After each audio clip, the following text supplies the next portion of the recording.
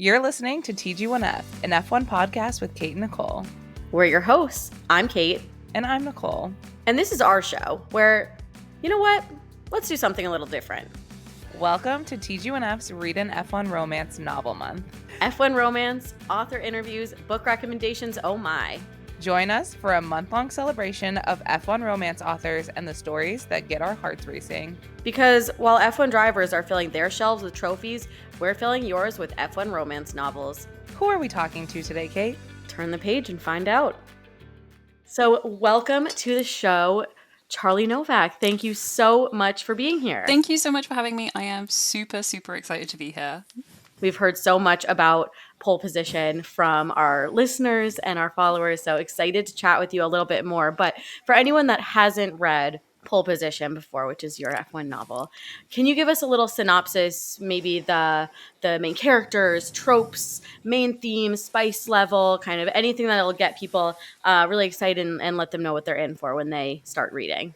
Okay, yeah, so my F1 novel is Pole Position, and it features the two main characters are Dean and Matteo, because yes, this is a queer novel. It's an romance, so it is, it's a little bit different from some of the MF romances, but Matteo and Dean are both F1 drivers, and they both are in a secret relationship when the book already starts. They have been dating in secret for 3 years, and they've known each other for a long time because, you know, like a lot of the real life drivers, they've grown up, you know, driving together, driving go-karts and stuff like that.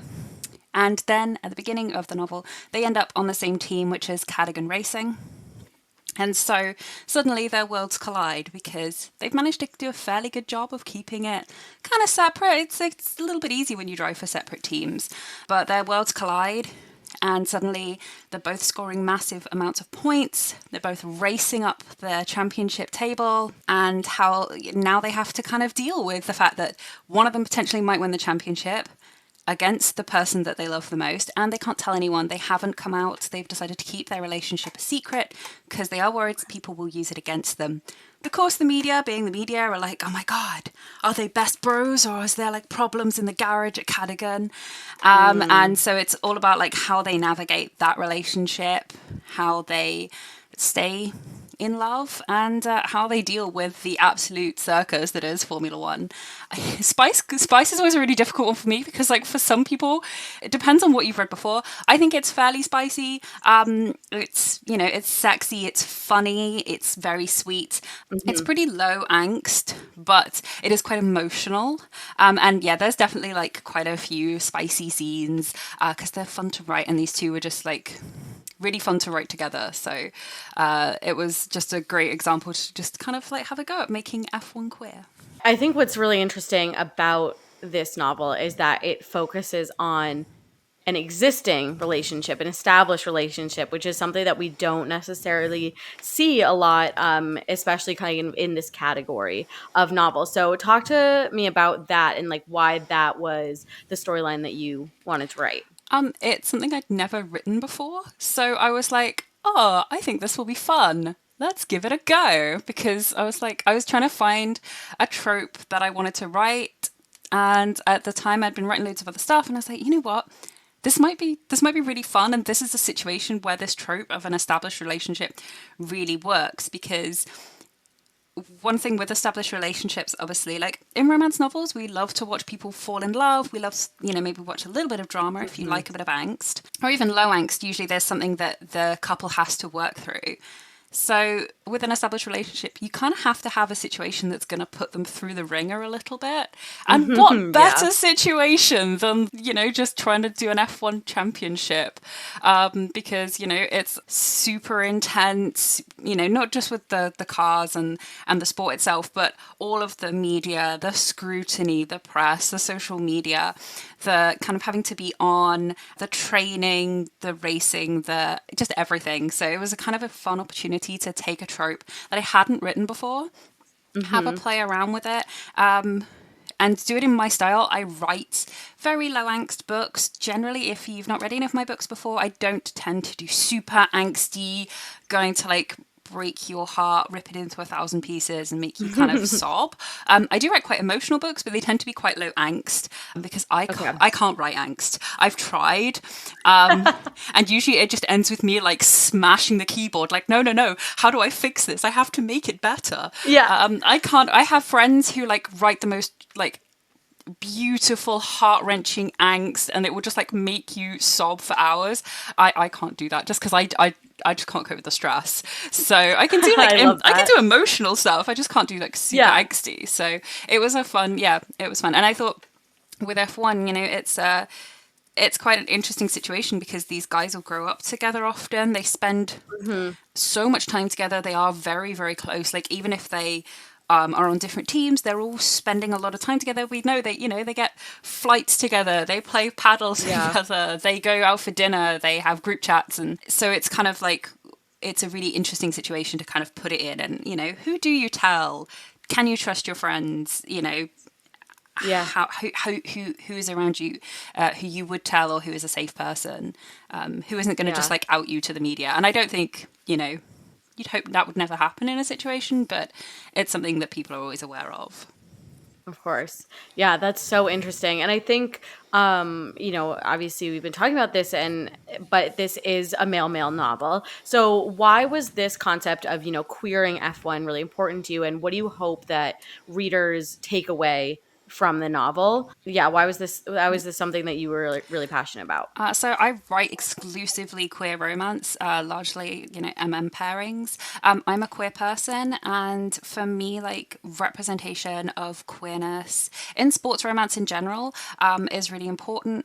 And I think F1 is a really interesting situation. To my knowledge, we don't have a male out or retired F1 driver. It's the same in a lot of male sports. You look at like you know, soccer, football, top level, kind of there's no out male players. The women's sport is completely different often, but because there's a lot of like toxic masculinity, especially either internally or from the press or from the fans and stuff. And so I think it was really interesting because, you know, statistically, there have to be queer drivers, whether they are, you know, gay, bisexual, pansexual, any kind of somewhere under the LGBTQ plus umbrella, there have to be queer F1 drivers. Statistically, it's, you know, even in the history, that there have to be some. And I think it's really interesting to kind of look, it's an interesting sport.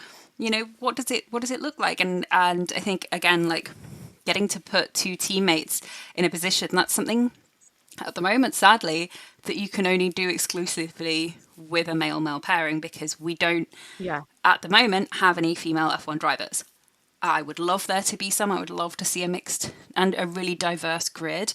But with the kind of the grid at the moment, if you have an exclusively male grid, then you can do fun things like, okay, what happens if the two teammates happen to be in love? Happen to be banging on the side, like what does that look like? How do you manage that? Because, you know, we see occasionally in the novel you get Matt, who is their team principal, who has to deal with like their relationship, and I feel for Matt. He is very long suffering because he's just like, you two are idiots, stop like sneaking into each other's hotel rooms or each other's trailers, get out. And, you know, don't and you know, also, you know, we have the teammate situation anyway. You look at like two teammates, you know, do you go racing? Are you allowed to go racing in this situation? You know, don't damage the cars, don't hit each other, and you know, adding the kind of relationship dimension onto that is extra. You know, what happens if you crash, or if you know, if your teammate crashes, usually you're like, oh my god, I hope they're okay. If it's also the person that you love and it's a serious crash, or they're involved and or it's a serious crash has happened, perhaps they're involved and you don't know what the result is, and you're still trying to drive a car, a very dangerous car around a difficult track, you know, and there's a lot of emotions. What do you do? There's a lot of emotions you can put into it, which is then really fun to deal with because you know, I got to write this where, you know, you then have like little bus stops in the garage, and you know, it's just like, but it's not it's from an angry but loving perspective, like, why would you put me through that? Totally. It's such a nice environment for like a situation like this because adrenaline is high, emotions are high, and it's not just one person feeling those emotions and the other do it like being there as like an onlooker or like a member of the audience or whatever, but like both in this like heightened emotional state.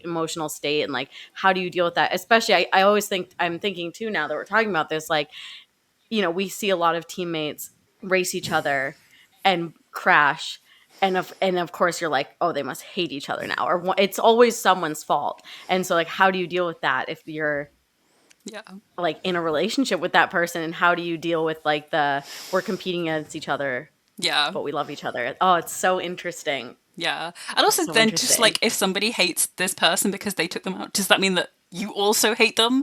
So it's like Right. two against one. It's like, oh, I hate him as well now because he drove you Yeah. off the track. So I also hate him. And I can't tell anybody why I hate him, but I do hate him now as But I well. do. Yeah.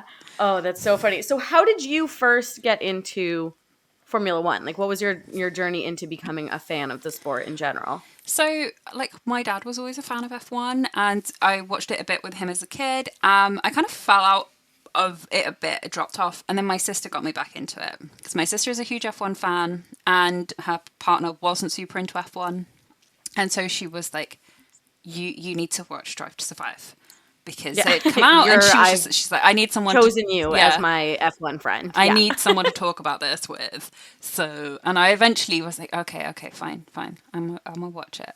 And it's been really nice because that's one thing that she and I are like super close with now. We'll send each other like reels and memes, and like when we see the notifications for like, oh my god, so and so signed a contract, we'll just immediately be on WhatsApp like, what about this? Yeah. What predictions? We'll have like long conversations.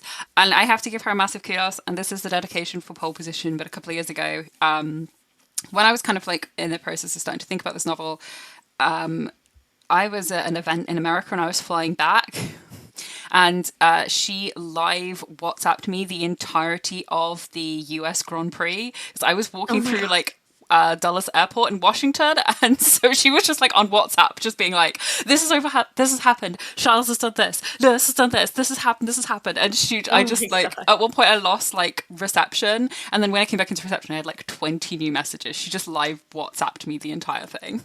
Oh my gosh, that's amazing. That's dedication.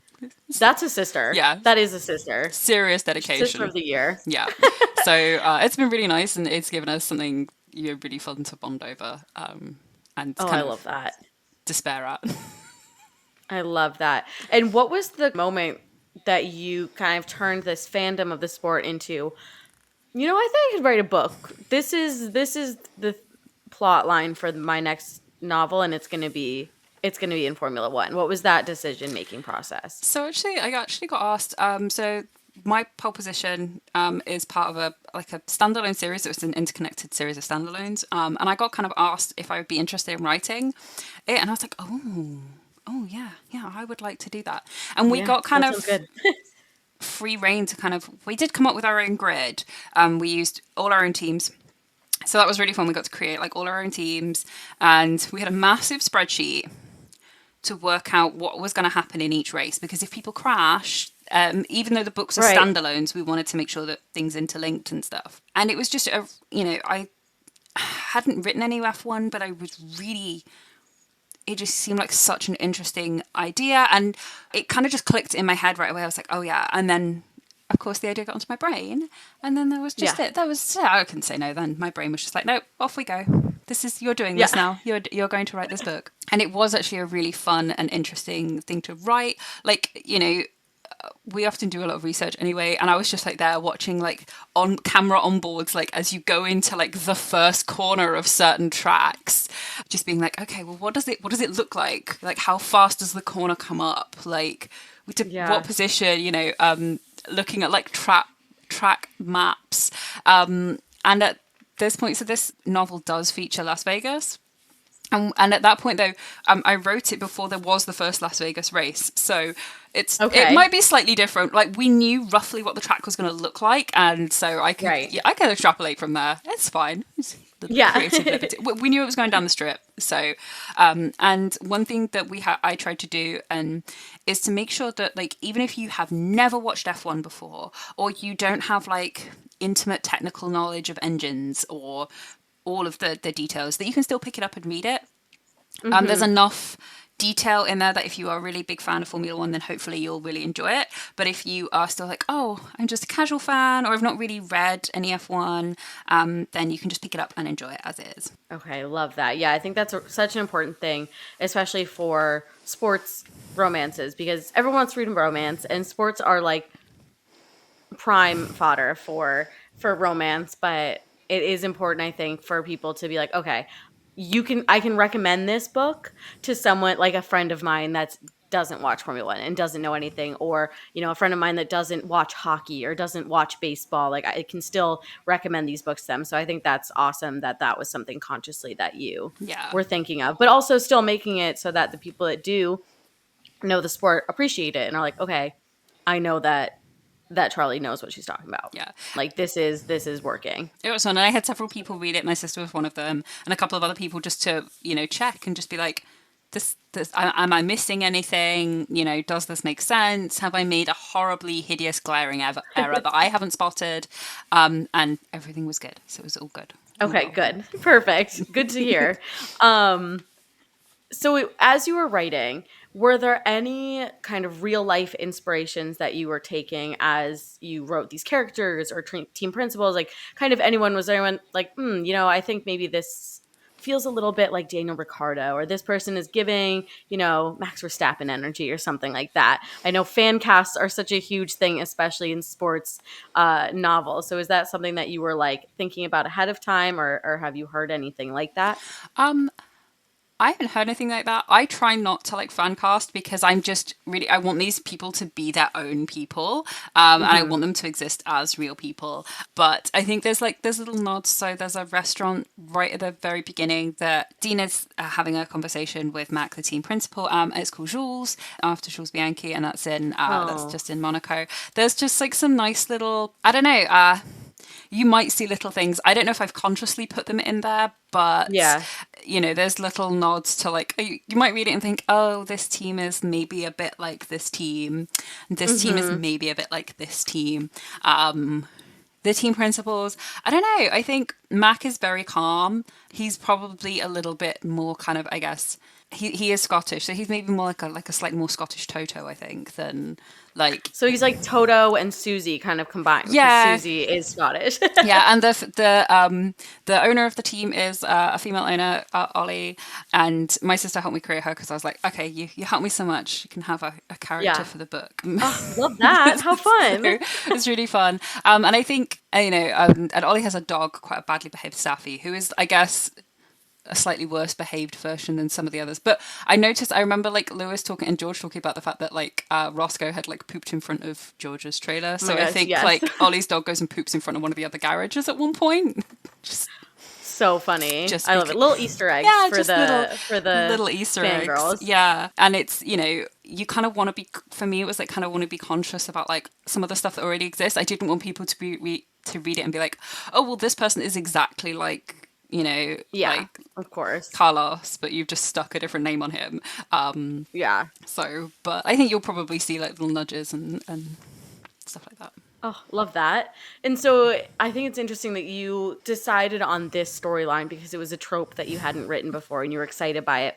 Are there any other tropes that you haven't written but are thinking about and like, oh, I really want to find the right story for this? And also on the other side, what is your favorite trope to write? I've written quite a lot of the tropes that I do love because I love writing. I haven't written anything that's like, I guess more like workplace related, like boss employee. I haven't really written a lot of that. I've written like co-workers and stuff before. Yeah. But I haven't really written any kind of like boss employee. That could be really fun. I do love a good like best friends to lovers, especially if they have kind of like been best friends for years and everybody else is like, but aren't you married? Like you already act married and they don't see it.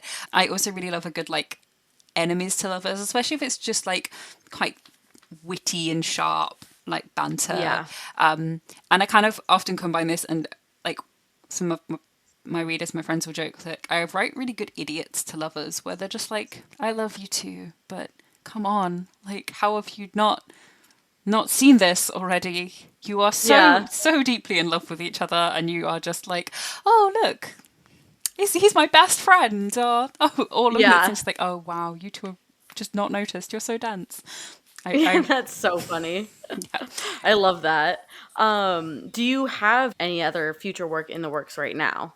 I don't have any F1 novels in the works at the moment, but I never say never. It might be really fun to write some more in the future. I actually do have another sports romance series coming out soon. I'm doing a rugby romance series, which Fun. starts in August, which kicks off with The Tight Head, which comes out August 13th, because I had a rugby kind of team pop up as a side characters in another book, and I was Okay. like, oh, I need to write some rugby romance. And a lot of people were sharing like really fun like rugby reels and stuff with me, and I was like, oh, I need some rugby players. So Yeah, I think so. I think they're primed for that. doing some My rugby. husband is a rugby player, so I'm like, I'll be in on that. I Yeah, gotta start reading some rugby romance. yeah. I guess I'm living it, but like I want to read it.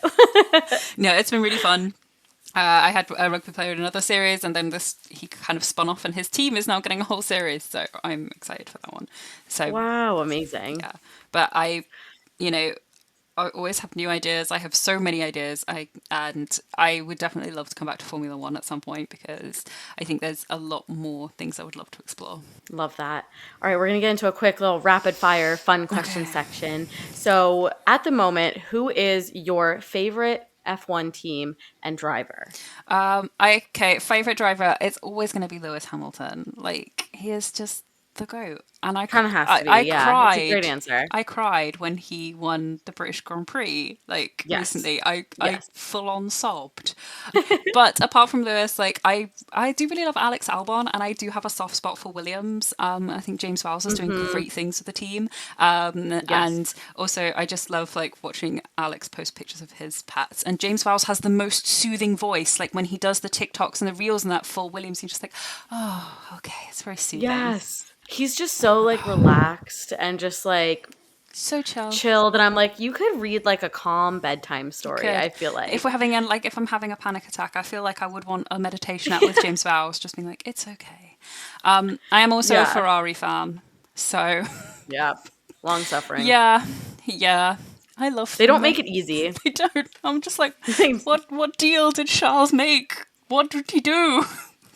Like he made a deal with the devil. He clearly did something, because hey, we got to like Monaco is amazing, and now yeah, I do also love It's just I love Carlos. He's just really and I'm gonna be while I'm super happy Lewis is going to Ferrari, I'm also really sad because I love watching like Charles and Carlos together, like just try and when they do like the fun social media things, I'm just like, oh wow, they're just so much fun, and they're kind of ridiculous to watch together. they're they're such a good matchup right now. I will be sad to see them go. But then again, I feel like Carlos brings that out of anyone that he's teammates Yeah, with. Like he could be teammates with like the most boring person, and all of a sudden I'd be like, they're the best pairing. They're so funny together. And like I really do think I think it's just Carlos. Like Yeah, I think he it just like is. makes everyone so happy. Yeah.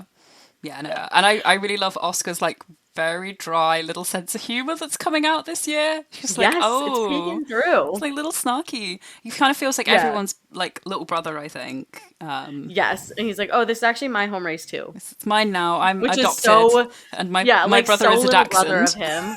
Yeah, it's so little brother to be like, actually, this weekend's about me too, because I've decided I'm from here. Yeah. Yeah. So funny. Okay, so outside of F1 and F1 novels, what is your favorite non F1 book or series? Oh, okay. This is a tough one. Probably. I know it's a really hard question. Okay, so the first one that comes to mind, this is if we want a totally sports rec, is the Red Dirt Heart series by N.R. Walker. It's an series set in the Northern Territory of Australia, set on a cattle station that's like 1 million hectares, and features Charlie, who is the owner, young man, and then Travis, who is from Texas, who comes to kind of basically to intern on the station and learn about like biodiversity and stuff, and they end up falling in love. And it's a 4-book series kind of all about their relationship and some of the stuff that they go through, and it is so beautifully written. And I love these two and the antics that they get up to, and the fact that there is like, I mean, they get a baby wombat at one point. It's called Nugget. Oh, how fun. Yeah, and our What a walk. fun side character. Oh, it's amazing. And then our Walker is an Australian author, and she just does the most amazing job. It's like one of my favorite comfort series to just go back and binge read. Oh, love that. Okay, great recommendation. Okay, and final question. Are you familiar with The Amazing Race? So I did actually go and look it up when you said, like, I'd heard of it vaguely, but Okay. like, vaguely.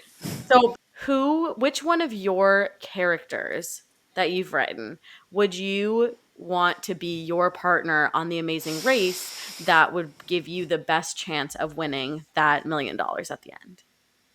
Oh my god. Okay, I have like 26 novels worth of characters to choose from. I'm trying to think now. Okay, choose from pole position. Oh, from pole. Let's narrow it down. If it was from pole position, I'm probably, if it's the drivers, I'm taking Dean. Sorry, Matteo, I love you, but I feel like Dean is a little bit more level-headed. If I'm taking anyone from the book, I'm taking Mac because he's team principal. He's clearly very smart. If he can do maths, then we'll be fine. Perfect. Got that team principal energy, just nice, and he'll figure it out. I'll just trot along behind him, and I'm terrible with puzzles. If you ever do escape rooms, I am definitely the person who finds like the accessories, and it's just like, oh look, here is a box of hats.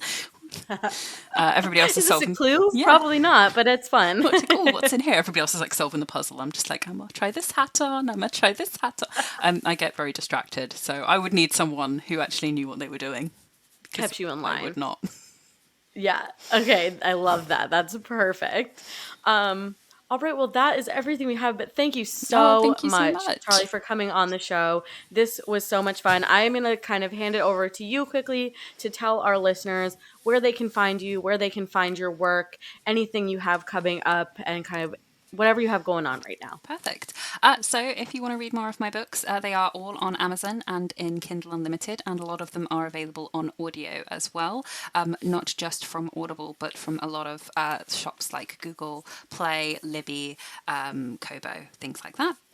You can find me on most social media platforms, either as Charlie Novak or as like Charlie N. Writes. My website is charlienovak.com. You'll find a full list of my books and audios on there, as well as like you can sign up for my newsletter, which I send a couple of times a month, and will keep you up to date with everything that I've got going on. And occasionally there are dog pictures in there as well. So if you like cute dogs, then it's an extra win-win. Perfect pitch. Yeah, and in terms of stuff I've got coming up, my next novel is The Tight Head. It's the first in my Lincoln Knights rugby series, and comes out on the 13th of August. So if you like super low angst, roommates to lovers, slight bisexual awakening, idiots to lovers, steamy, sweet, summer vibes, then that is absolutely the perfect novel for you. Perfect. Amazing. Well, thank you so much. Can't wait to hear what everyone has to say about pole position. Hopefully everyone is adding to cart right now as we speak. But thank you, Charlie, so much for coming on the show. Thank you so much for having me. It has been absolutely a blast, and I've had a great time.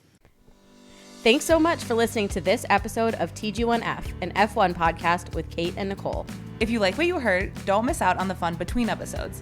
Keep up with the chaos on Instagram at 2 Girls 1 Formula. That's spelled out TWO Girls numerical 1 Formula. And check out our website, 2girls1formula.com, to shop cute fan-made F1 merch. See you next week. But like we said, in the meantime, we'll see you on the internet.